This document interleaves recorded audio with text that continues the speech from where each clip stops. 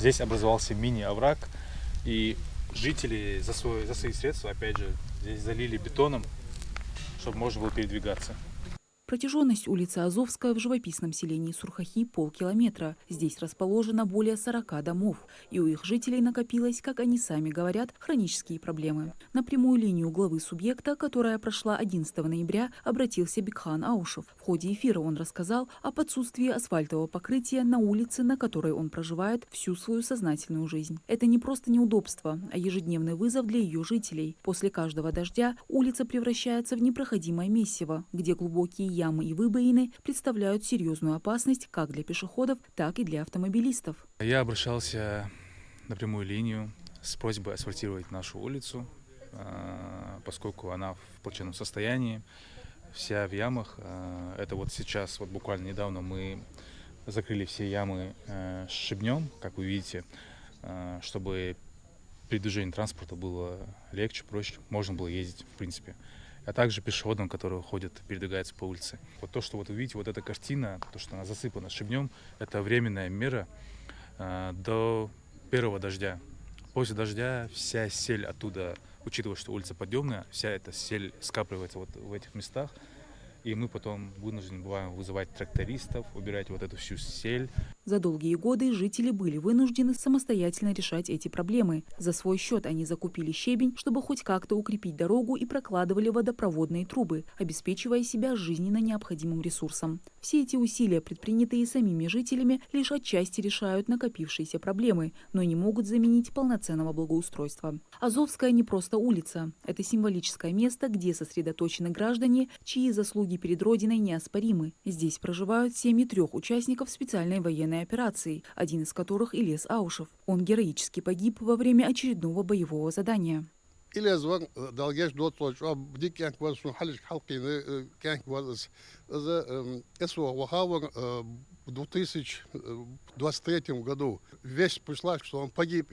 Когда ехал куда-то, и улица стоит, он асфальтировать. Президент России Владимир Путин неоднократно подчеркивал, обращения участников СВО и их семей должны находиться в приоритете. Об этом регулярно напоминает чиновникам на местах и глава региона. Это поручение призвано обеспечить особую заботу и поддержку тем, кто рискует своей жизнью ради безопасности страны. Жители улицы, в том числе семьи военнослужащих и ветераны, вынуждены сталкиваться с бытовыми проблемами, которые мешают им комфортно жить годами. Последняя реконструкция улицы проводилась в 2007 году силами самих жителей за собственные средства. В настоящее время на Азовской проживают действующие участники СВО Ильяс и Ибрагим Дакиевы.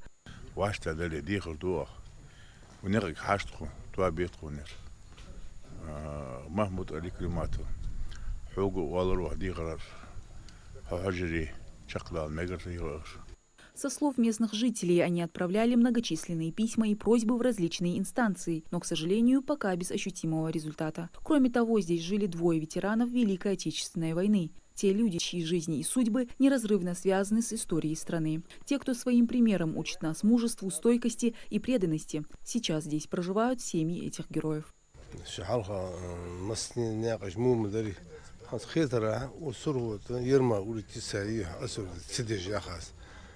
دوغمل شان آریان خود میریش جا نوخج ودل منها أي وزباق شغل كينا دايوخش بيض الثاني دي قهيش.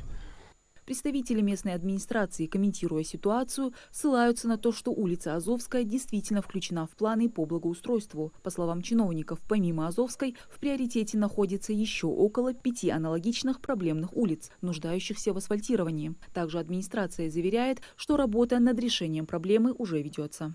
Эта улица у нас стояла в приоритете еще давно. Ее нужно асфальтировать. Состояние улицы очень плачевное. И обращались к нам жители села насчет этой улицы. И на следующий год вот по этим программам по городской среде, по комплексной развитию сельской территории мы постараемся асфальтировать. В общем, жители Азовской ждут скорых перемен и надеются, что подвиг защитников Отечества будет оценен по праву, и их семьи начнут комфортную жизнь на благоустроенной территории. Мадина Цора, Хасан Евлоев, Магаз 24.